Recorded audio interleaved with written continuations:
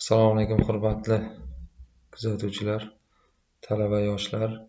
Men Samarqand davlat veterinariya meditsinasi, chorvachilik va biotexnologiyalar universitetining axborot texnologiyalar kafedrasi o'qituvchisi Sulaymonov Mirobod Abduxoliqovich bo'laman. Men bugungi video darsligimda kompyuter viruslaridan himoyalanish yo'llari mavzusida olib boraman. Demak, bugungi mavzumizda biz birinchi navbatda kompyuter viruslari nima ekanligini bilib olishimiz kerak. Kompyuter viruslari bu o'zidan o'zi ko'payuvchi kompyuter tarmoqlari va axborot tashuvchi xotira qurilmalari orqali erkin tarqaluvchi maxsus tayyorlangan dastur hisoblanadi. Viruslar kompyuterda saqlanayotgan axborotlar va dasturlarga zarar yetkazadi. Ya'ni viruslar kerakli bo'lgan ma'lumotlarimizni yo'q qiladi yoki kompyuterimizni normal ishlashiga yo'l bermaydi. Kompyuter viruslari malakali dasturchilar tomonidan tayyorlanadi va ular o'zlarining g'arazli niyatlarini amalga oshiradilar va shuning ortidan ular pul ishlaydilar. Kompyuter viruslari bizning kompyuterlarimizga qanday kelib qolishi mumkin? Uning bir qancha yo'llar orqali bizning kompyuterlarimizga kirib keladi. Viruslar internet, ya'ni global tarmoq orqali kelishi mumkin, yoki elektron pochtalar, yoki mahalliy tarmoqlar, umumiy maqsadga yo'naltirilgan kompyuterlar, yoki bo'lmasam litsenziyasiz dasturiy ta'minotlar orqali va asosan tashqi xotira qurilmalari orqali bizning kompyuterlarimizga kirib kelishi mumkin. Agar bizning kompyuterlarimiz viruslardan zarar ko'rsa, ularda turli xil holatlar yuz beradi.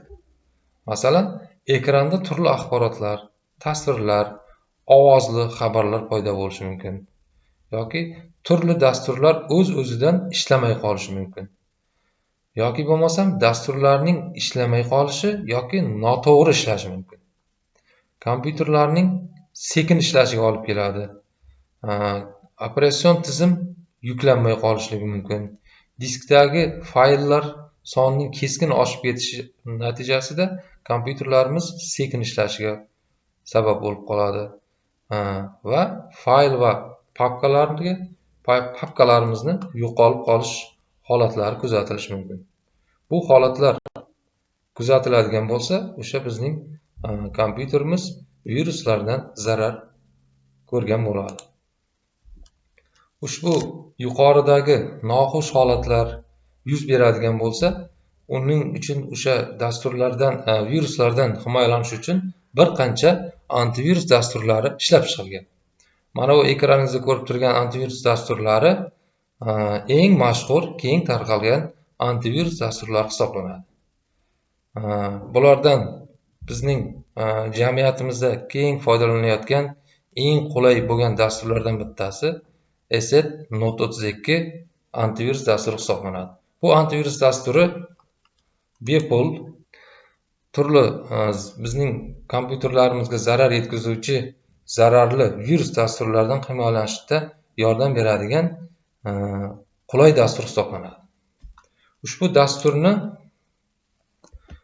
dasturni men hozir o'sha kompyuterimizga o'rnatib, ustanovka qilish jarayonini ko'rsataman.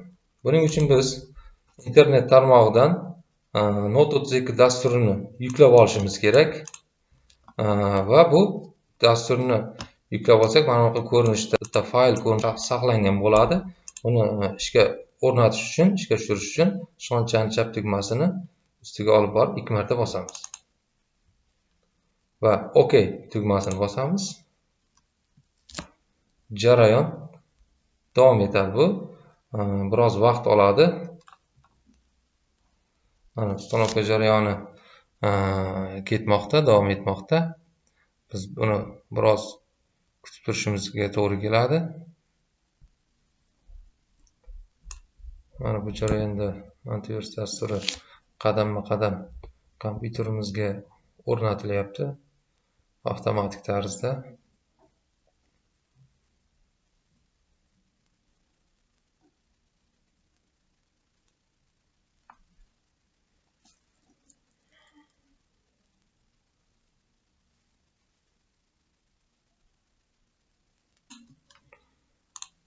antivirus dasturi o'rnatilib bo'lgandan keyin plus tugmasi yordamida kirib, uni o'sha plus tugmasi minusidan ko'rishimiz mumkin. Mana bu ko'rinishda o'rnatilgan bo'ladi.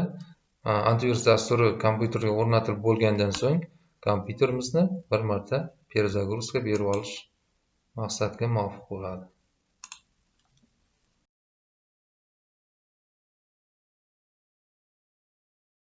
Kompyuterimiz qayta yuklanib bo'lgandan so'ng biz uni antivirus dasturini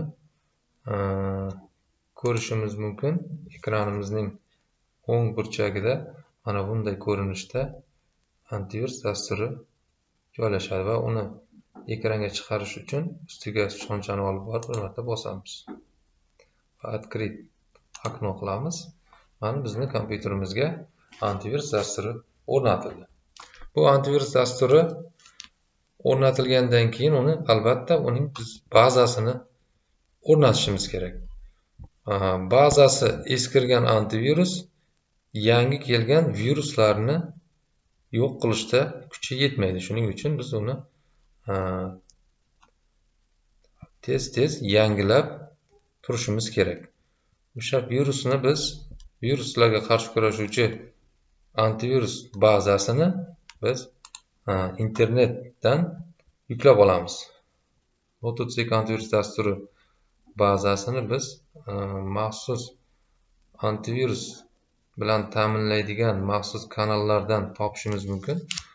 Telegramga kirib, demak, Node32 deb yozadigan bo'lsak, bizga antivirus taqdim etadigan kanallar ro'yxati chiqadi. Shular ichidan biz birontasini tanlaymiz va mana shu yerdan bizlarga bepul tarzda har kuni yangi bazalarni taqdim etib boradi. Demak, mana bu sanasiga e'tibor berib qarashligimiz kerak. Mana men bazasini yuklab olganman. O'shani kompyuterimizni xotirasiga saqlab olishimiz kerak. Mana bazasi turibdi. Demak, men buni oldindan saqlab qo'yganman. Mana bazasi, yangi baza mana shunday ko'rinishda saqlangan bo'ladi. Uning hajmi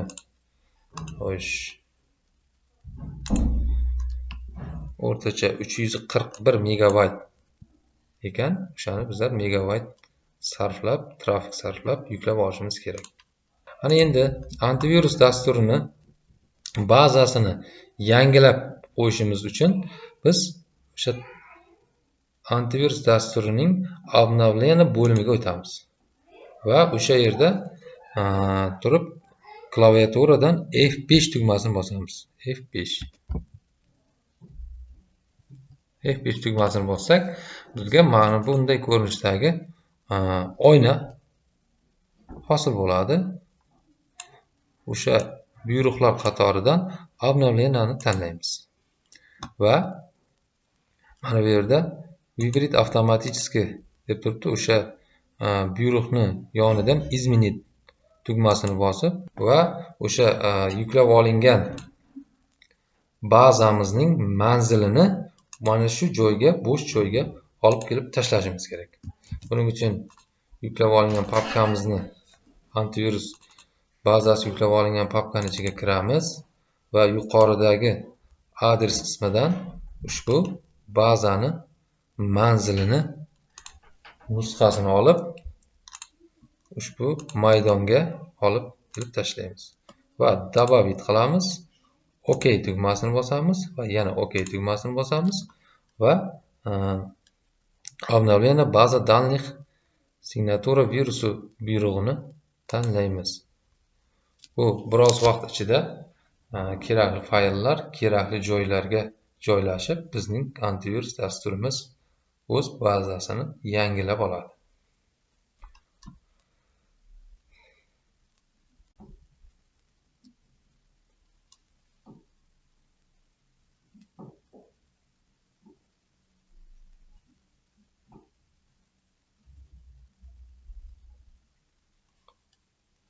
Va nihoyat antivirus dasturimiz bazasini yangiladi va biz OK tugmasini bosamiz.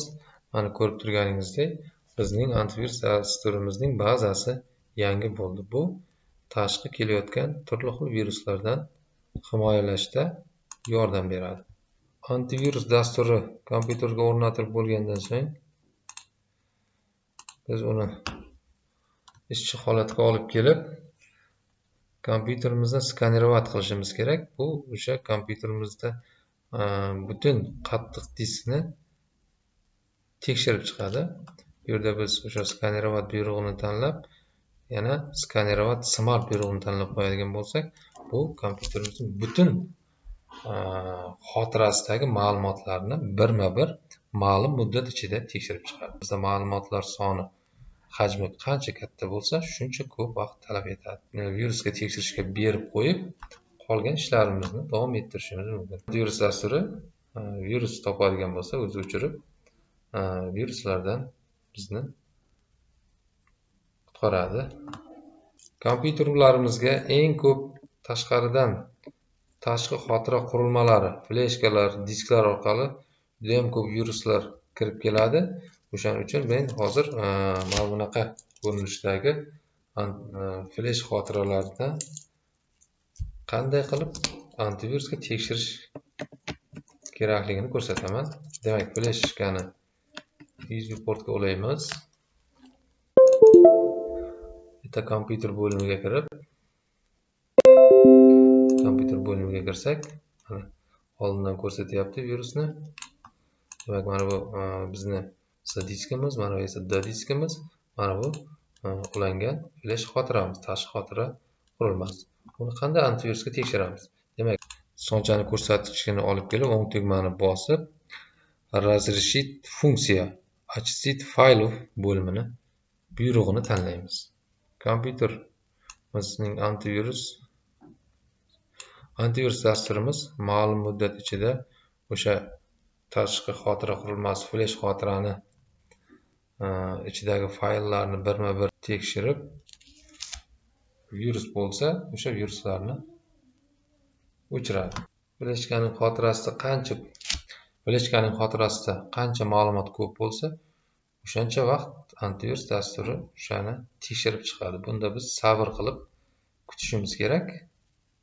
Agarda sabr qilmasdan o'tkazib yuradigan bo'lsak, virus kompyuterimizga kirib oladi. Shuning uchun albatta tekshirib ko'rishimiz maqsadga muvofiq bo'ladi.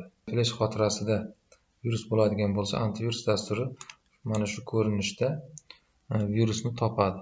Количество опасный obyekt bitta, ya'ni bitta xavfli obyekt borligini topib, kompyuterimiz uni o'chirdi. Shu tarzda flesh xotiralarni kompyuteriga bog'laganimizda, albatta antivirusga tekshirsak, mana bunday ko'rinishda viruslardan bizni o'sha antivirus dasturlarimiz himoya qilib boradi.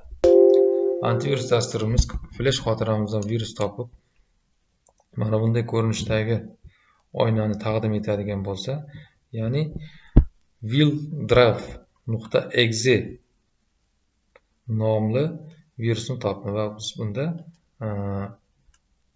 mana bu buyruqni tanlashimiz kerak, ya'ni удалить buyrug'ini tanlab, выполнitni bosamiz va o'sha virusni kompyuterimiz o'chiradi. Virus dasturi kompyuterimizdan virus topadigan bo'lsa, bizga hisobot berib, mana bu ko'rinishda viruslarni topib, viruslarni birma-bir o'chirib ketadi. Demak, mana bu kompyuterimizning xotirasidan 3 xil turdagi virusni topdi va kompyuter uni birma-bir o'chirib ketyapti. Mana bu qizil yozuvda ko'rinib turganlari, bular viruslar. Shularni birma-bir kompyuter topib o'chirib ketyapti. Demak, biz antivirus dasturini tez-tez internet tarmog'idan bazasini olib yangilab turishimiz kerak. Bu bizning ma'lumotlarimizni yaxshi saqlanishiga sabab bo'ladi. Shuning bilan bugungi video roligim tamom bo'ldi. Keyingi darslarda keyingi mavzularni davom ettiramiz. Rahmat e'tiborlaringiz uchun.